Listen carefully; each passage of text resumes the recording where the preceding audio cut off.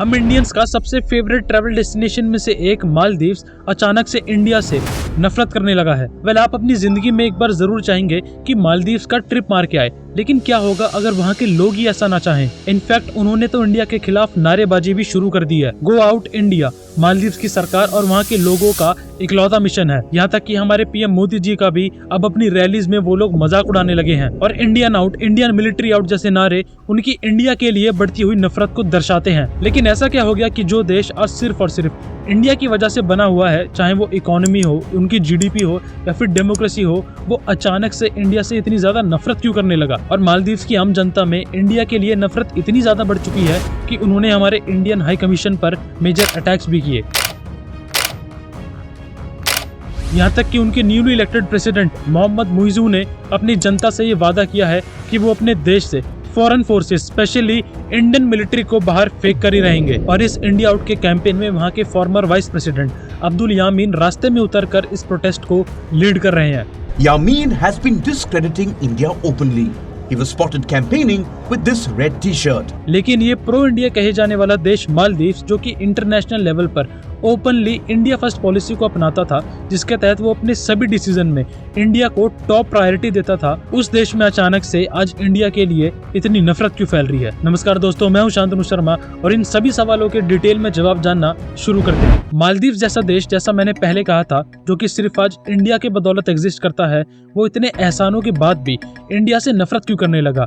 तो इसकी शुरुआत हम एकदम बेसिक से करते हैं। तो साल था 1988, जब मालदीव्स के प्रेसिडेंट अब्दुल गायूम थे और उस समय पर बहुत ही प्रोमिनेंट बिजनेसमैन अब्दुल्ला लुतूफी प्रेसिडेंट गायूम की सरकार को गिरा के पूरे देश पर कब्जा करना चाहते थे। और इसके लिए लुतूफी ने श्रीलंका से आर्मी फोर्सेस को भी न्योता दिया था, जिसकी मदद से वो उनसे लड़ पाए। और 2 बार 1980 और 1983 में उन्होंने कू यानी जबरन सत्ता पलट करके देश पर कब्जा करने की कोशिश की थी, जिसमें वो फेल या फिर नाकाम रहे थे। लेकिन 3 नवंबर 1988 को लुतूफी का तीसरा कू अटेम्प्ट सक्सेसफुल रहा और उसकी किराए की आर्मी ने सभी गवर्नमेंट चीजों को अपने कब्जे में ले लिया और इससे बचने के लिए प्रेसिडेंट गायूम को एक सेफ हाउस में छिपना पड़ा। लेकिन इस शिकस्त का करारा जवाब देने के लिए प्रेसिडेंट गायूम ने बाकी देशों से मदद मांगनी शुरू की, जिसमें श्रीलंका, सिंगापुर, पाकिस्तान और यूके जैसी कंट्री शामिल थी, जिन्होंने एम्यूनेशन का बहाना करके इन्हें साइड कर दिया। और यूएसए भी इसमें शामिल था, जिसने डिस्टेंस का बहाना करके इन्हें मना कर दिया। ऑल्दो प्रेसिडेंट गायूम ने अपनी सभी उम्मीद छोड़ दी थी कि इन सभी के बीच यूके ने प्रेसिडेंट को एक सजेशन दिया कि क्यों ना वो इंडिया से मदद मांग के देखें। और ये इकलौता डिसीजन मालदीव्स के इतिहास में वन ऑफ द बेस्ट और गेम चेंजर साबित हुआ, क्योंकि मदद मांगते ही इंडिया ने इसे अप्रूव कर दिया। और फिर होना क्या था, मात्र 9 घंटों के अंदर हमने अपने पैराट्रूपर्स वहां पर डिप्लॉय कर दिए और एक ही रात में लुतूफी की उस भाड़े की आर्मी को हराकर प्रेसिडेंट गायूम को भी बचाया और वहां की डेमोक्रेसी यानी लोकतंत्र को भी। तो इससे आपको पता चल गया होगा कि मालदीव्स के लिए इंडिया कितना ज्यादा इंपॉर्टेंट है और मैं बार बार क्यों इंडिया, एहसानों और मालदीव्स की बात कर रहा हूँ। खैर, आगे मैं आपको ऐसी और भी बातें बताऊंगा। अभी के लिए शुरुआत करते हैं जीडीपी से। जैसा मैंने स्टार्टिंग में बोला था, इकोनॉमी, जीडीपी और डेमोक्रेसी। और आप शायद से मानेंगे नहीं, लेकिन आज मालदीव्स की जीडीपी $6.1 बिलियन है, जो कि वापस से इंडिया की बदौलत ही है। एंड टू प्रूव इट, साल था 2018 और इंडिया ने मालदीव्स के सोशियो इकोनॉमिक डेवलपमेंट के लिए $1.4 बिलियन एड यानी सहायता के तौर पर दिए थे। और ये इकलौता एड उनकी जीडीपी का 25% बैठता है। एंड ऑफ कोर्स इससे इंडिया का भी फायदा होता है, क्योंकि इन सभी चीजों की डील्स इंडियन कंपनीज को ही दी जाती हैं। ऑल्सो मालदीव्स अपने ब्यूटीफुल ट्रैवल डेस्टिनेशन और टूरिज्म के लिए भी जाना जाता है। और यूएस के एक थिंक टैंक कार्नीजी के हिसाब से मालदीव्स का 28% जीडीपी और 60% फॉरेन रिजर्व्स टूरिज्म और हॉस्पिटैलिटी इंडस्ट्री से ही आता है। और इस सेक्टर को 2020 से ही इंडियंस डोमिनेट कर रहे हैं। और यहाँ तक कि कोविड-19 में भी उनके इस बिजनेस को इंडियंस ने ही बचाया था। और ये बात खुद वहाँ के टॉप हॉस्पिटैलिटी और लीडिंग होटल चेन के टाइकून मोहम्मद अली ने एक्सेप्ट की है। और उसके बाद भी 2020 में कोविड पेंडेमिक के दौरान मालदीव्स की इकोनॉमी को बचाने के लिए इंडिया ने $100 मिलियन वापस से एज अ एड यानी सहायता के तौर पर दिए थे। और ये कोई गिने चुने ओकेजन नहीं है जहां पर इंडिया ने मालदीव्स की ऐसे हेल्प की हो। जरूरत के समय पर भी मालदीव्स की हेल्प इंडिया करते हुए आया है और समय समय पर ह्यूमैनिटेरियन हेल्प भी प्रोवाइड की है। जैसे कि दिसंबर 2014 में ऑपरेशन नीर के दौरान जब उनके मेन वाटर प्लांट में आग लग गई थी, तो इंडिया ने ही बाकी हेल्प के साथ साथ उन्हें ड्रिंकिंग वाटर भी सप्लाई किया था। 2004 में मालदीव्स में सुनामी के टाइम पर भी इंडिया ने रेस्क्यू ऑपरेशन चलाए थे और वहाँ के लोगों को फ्रेश फूड और वाटर भी प्रोवाइड किया था। और कोविड के दौरान भी पैसों के साथ साथ 6.5 टन की मेडिकल हेल्प मालदीव्स को प्रोवाइड की गई थी। और रिसेंटली भी हमारे पीएम मोदी ने वहाँ पर 100 बेडेड कैंसर हॉस्पिटल और इकोनॉमी को बूस्ट करने के लिए 22,000 की कैपेसिटी वाला क्रिकेट स्टेडियम बनाने का भी एश्योरेंस दिया है। अब इतना सब कुछ जानने के बाद में आपको भी यही लगेगा कि मालदीव्स की सरकार और वहाँ के लोग एकदम प्रो इंडिया होंगे और होने भी चाहिए, तो फिर अचानक से इतनी नफरत की बातें क्यों हो रही हैं? यहाँ तक कि वहाँ की आम जनता भी उसे ही प्रेसिडेंशियल इलेक्शन जिताना चाहती है, जो कि अब एंटी इंडिया मुद्दे पर लड़ रहा है। और इसको समझने के लिए हमें थोड़ा सा पीछे जाना होगा, लेकिन उससे पहले आप मालदीव्स का पॉलिटिकल स्ट्रक्चर जान लो। तो बेसिकली मालदीव्स में 9 पॉलिटिकल पार्टीज हैं, जिसमें से बस 2 ही पॉलिटिकल पार्टीज वहाँ पे डोमिनेट करती आई हैं, जिसमें पहली पार्टी है मालदीवियन डेमोक्रेटिक पार्टी, जिसके ऊपर प्रो इंडिया होने के आरोप लगते रहते हैं, और दूसरी पार्टी है progressive party of Maldives (PPM), जो कि अपने प्रो चाइना स्टैंड्स के लिए जानी जाती है। तो साल 2008 में प्रो इंडियन पार्टी MDP के लीडर मोहम्मद नशीद वहाँ के प्रेसिडेंशियल इलेक्शंस बहुत ही मेजर नंबर से जीत जाते हैं, और इसके जस्ट अगले साल यानी 2009 में वो इंडिया के साथ इंडो मालदीव्स डिफेंस एक्ट भी साइन करते हैं, जिसके तहत इंडियन ओशियन में बढ़ते चाइनीज इन्फ्लुएंस को भारत काउंटर कर पाता, जिसके लिए इंडिया मालदीव्स में 26 रडार्स को प्लेस करने वाला था, ताकि दोनों ही कंट्रीज इंडियन ओशियन पर नजर बनाए रखें और सर्विलेंस कर सकें। और इस एग्रीमेंट के अंदर ही मालदीव्स में एक छोटा सा एयरफोर्स हेलीपैड स्टेशन बनाने की परमिशन भी इंडिया ने ले ली थी। अब इससे दोनों ही कंट्रीज का अच्छा खासा फायदा होता। इंडिया बेहतर तरीके से इंडियन ओशियन में बढ़ते चाइनीज इन्फ्लुएंस को टैकल कर पाता, और मालदीव्स को मरीन सिक्योरिटी के साथ साथ मेडिकल इमरजेंसी के टाइम पर उस हेलीपैड को एम्बुलेंस की तरह यूज करने का मौका भी मिलता। लेकिन 2009 में जैसे ही एक्ट साइन हुआ तो ओपोजिशन पार्टी यानी प्रो चाइना वाली पार्टी उसने गवर्नमेंट के खिलाफ एक प्रोपेगेंडा शुरू कर दिया। उन्होंने आम जनता के बीच ये बात फैलाना शुरू कर दी कि ऐसा करके नई सरकार ने मालदीव्स की सोवरेनिटी को कॉम्प्रोमाइज कर दिया है, और प्रेसिडेंट नशीद की ये चाल है ताकि ऐसा करके वो इंडियन इन्फ्लुएंस को अपनी कंट्री में बढ़ा सकें। और ऐसा करके इन्होंने आम जनता को कुछ हद तक अपनी साइड कर लिया। लेकिन इस एजेंडा को और भी बढ़ा चढ़ाकर प्रस्तुत करने का मौका इन्हें वापस से 2010 में मिला, जब मालदीवियन गवर्नमेंट ने माले इंटरनेशनल एयरपोर्ट का रेनोवेशन और अपग्रेडेशन का कॉन्ट्रैक्ट एक इंडियन कंपनी GMR को दे दिया। और GMR इस प्रोजेक्ट को बॉट मॉडल पर ऑपरेट कर रही थी, जिसमें गवर्नमेंट प्राइवेट कंपनीज को ऐसे प्रोजेक्ट्स देती है, और वो प्राइवेट कंपनीज अपने पैसे से वो सारा प्रोजेक्ट कंप्लीट करते हैं, और फिर उसके बाद खुद के प्रॉफिट्स कमाने के लिए वो कंपनी से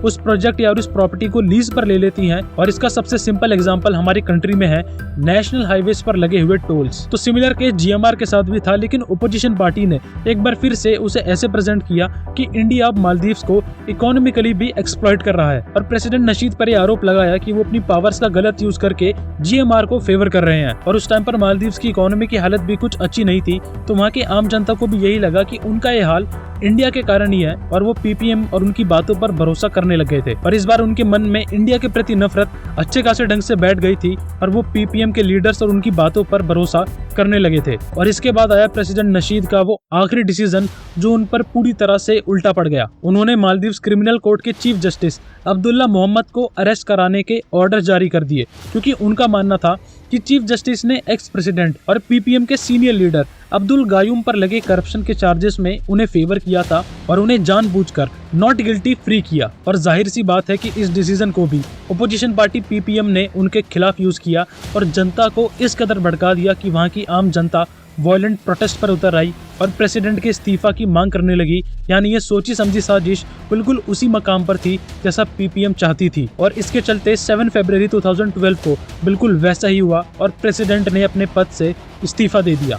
और आखिरकार नवंबर 2013 में एंटी इंडिया नैरेटिव का यूज करके PPM फाइनली पावर में आ जाती है, और देश के नए प्रेसिडेंट बनते हैं अब्दुल्ला यामीन। और पावर में आते ही उन्होंने मालदीवियन डेमोक्रेटिक पार्टी के लीडर्स पर क्रैकडाउन करना शुरू कर दिया। स्पेशली मोहम्मद नशीद के खिलाफ तो उन्होंने अरेस्ट वारंट तक निकाल दिया, और इससे बचने के लिए मोहम्मद नशीद ने इंडियन हाई कमीशन में पनाह ली, क्योंकि वहां पर उन्हें पता था कि by law without prior information वहां की आर्मी नहीं घुस सकती, जिसको कि वापस से उन्होंने ऐसे पोर्ट्रे किया कि इंडिया अब मालदीव्स के इंटरनल मैटर में भी दखलंदाजी कर रहा है, और फॉर्मर प्रेसिडेंट नशीद इंडिया के बस पपेट यानी कठपुतली ही हैं। अब जहां दूसरी तरफ मोहम्मद नशीद पर प्रो इंडिया होने के आरोप लग रहे थे, वहीं पर खुद प्रेसिडेंट अब्दुल्ला चाइना की तरफ दौड़ रहे थे। प्रेसिडेंट बनते ही उन्होंने शी जिनपिंग को मालदीव्स बुलाया और उनके साथ इंडियन ओशियन से रिलेटेड कई इंपॉर्टेंट डील्स में हाथ भी मिला लिया, जिसके कारण चाइना को एक बार फिर से इंडियन ओशन में एक बेहतर पकड़ मिल गई। अब इससे हुआ क्या कि चाइना ने अपनी पुरानी तिकड़म लगाई जिसके लिए वो जाना जाता है, और BRI प्रोजेक्ट के तहत उसने मालदीव्स को